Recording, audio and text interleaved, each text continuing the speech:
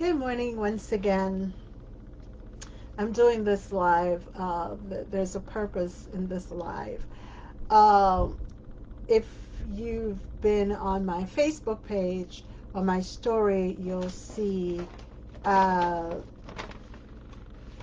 this flyer there. Okay. And this flyer is about a Lunch and Learn series. January is upon us. In the month of January, our Community Board 14, the uh,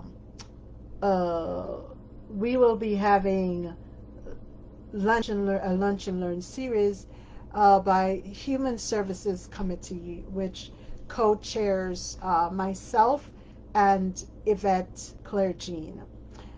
We're doing this Lunch and Learn series in honor of Dwayne Joseph, who was a very active member of our board. He was a young, active member. He was the chair of the Youth Services Committee. He also was appointed as first vice. Unfortunately, he passed suddenly before fulfilling that role. And also, he worked with many of our elected officials, and he worked hard for our Flatbush, our communities, the northern section of our communities. Now, I want to bring something to your attention, right? He had complications from diabetes, and so, he succumbed to it. So we're doing this Lunch and Learn series, and as you see on the third, we open up with diabetes prevention. Then on the 10th, and it's every Wednesday at 1. It's called Lunch and Learn, so it's lunchtime every Wednesday from 1 to 2 p.m.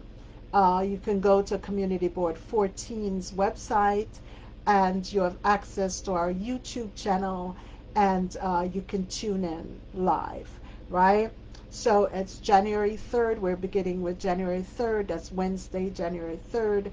Then Wednesday, January 10th. Then Wednesday, January 17th. Then Wednesday, the 24th. And we end on the last Wednesday of the month, which is the 31st. Now, you may not need this information, however, and Sean Campbell and the staff, Sarah and Patricia, have gotten, you know, folks who are well skilled from various hospitals to attend and to give information that is necessary. So, what prompted this really is that, for years, I know John Williams he had a symposium, and doctors from Cornell, Columbia, various hospitals, Brookdale, and various hospitals in Brooklyn attended and talked about diabetes and other health disparities within our BIPOC communities, right? And so, knowing that even in New York, more people lose their limbs to diabetes than other states in America. And the information, the statistics were staggering. And so even our own mayor, Adams, now, at that time he was borough president, he also had, suffered the effects of diabetes. He said he could barely feel, had feelings in his legs. He had tingling. I guess he had neuropathy, and almost lost his vision. And he corrected his diet, and then uh, went on to become healthier, and is now the mayor, Mayor Eric Adams. His story is out there. He also wrote a book. Now, I want to read something to you that affects, and so I'm in Community Board 14, but I tell you, in Brownsville, Bed-Stuy, East New York, so within these communities, here's some statistics as compared with Park Slope, Bay Ridge, Borough Park, and Park Slope. Uh, the lifespan in the previously mentioned, right? That's Brownsville, Bed-Stuy, East New York, which includes Flatbush as well, and the northern section of Community Board 14. The lifespan is 74 years, and in the other boroughs, it's 83 years. Preterm deaths is 9.9% as opposed to 4.1% in the other boroughs. Not boroughs, sorry, the other parts. We're still in Brooklyn. Only in the borough of Brooklyn. We're in the borough of Brooklyn. Infant mortality, 8 out of 1,000. Um, in Park Slope, Bay Ridge, Borough Park, Park Slope. Um, I said Park Slope before. 1.6 out of 1,000. Maternal mortality, 25 out of 1,000 versus less than 3%. Um, Obesity, 33%, 13% in the other uh, uh, parts of Brooklyn. Diabetes, 16% in the other parts of Brooklyn, 6%. Asthma and those hospitalized from its complications, 76 out of 10,000 as to opposed to 6 out of 10,000. HIV, 3 times higher in our communities, our BIPOC communities, and in other communities, 3 times less. So, I do hope that you share this video, you share the flyers that I've posted, and that you more importantly that you tune in. We're not doing this just because we want to do this. We're all volunteers. We're taking time out of our busy schedules, folks work, and have projects and other activities to do. And so we're taking time out to present this for the benefit of our communities. So please, please tune in because race, ethnicity, and age does play a role in diabetes.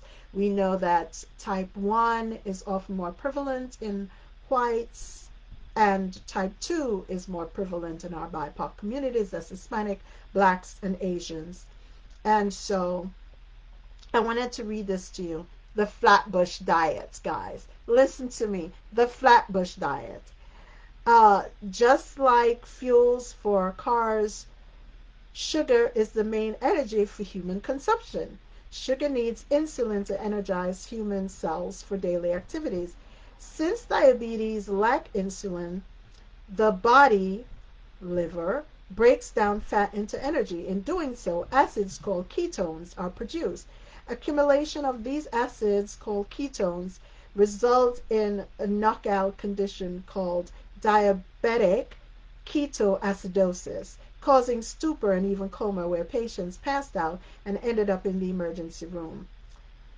That is how in Flatbush a high percentage of type 2 diabetics recovered the illness from for the first time, hence called the Flatbush diabetes because of the diet within our communities. So, you know, there will be nutritionists who will be on hand to, you know, to give us information on how we can have better diets. For those who already have a good diet, we thank God.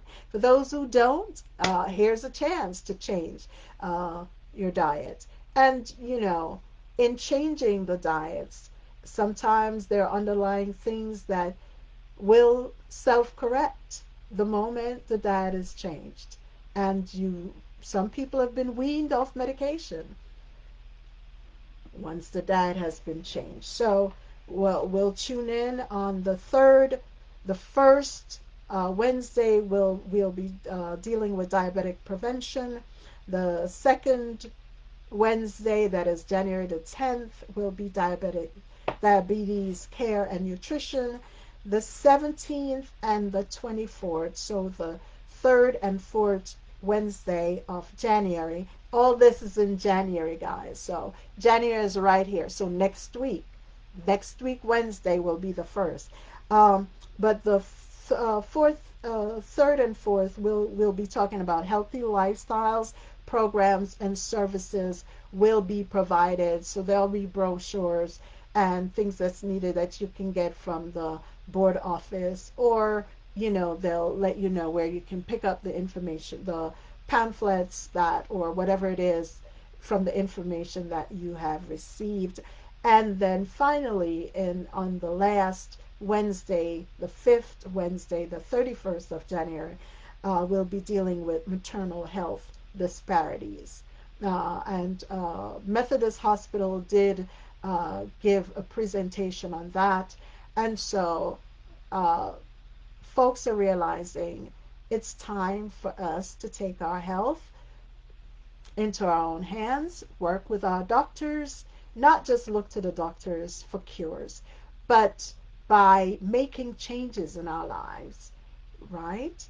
We can partner with our doctors for the betterment of our health and our communities. So please, please, please tune in on next week Wednesday and the following Wednesdays. Please save the dates, save the time. It's lunchtime. If you could take your lunchtime a little later, you can even work while listening. The thing is, it's online, so you can listen while you work. You can listen while you eat, and make changes that are necessary. So please share this video. Please share the flyers as well that are on my page. And, if you are familiar or affiliated with any other board members, they probably will share the flyers as well on their social media platforms. I'll also share it on my Twitter, on X, sorry. So, you know, please share and encourage others it's time for us. You know, we empower ourselves when we get information that we can utilize to make, a wise decision, an informed decision. And sometimes we find that we give information out and folks do nothing with it. But, as the proverb says, a wise person will utilize the information that is there and make the necessary changes, because changes occur whether we like them or not. So how about making the changes work in our favor? So go about your day and have a wonderful day. And I'm looking forward to seeing you guys join us on Wednesday, January 3rd at 1 p.m. That is Community 14 in Brooklyn. As I said, the staff, the members have worked hard. Sean worked hard. Our chairperson, Joanne Brown, has worked hard. Patricia and Sarah has worked hard. And Yvette and myself, we're doing what we have to do for the betterment of our communities. Thank you all. Have a blessed and a wonderful day.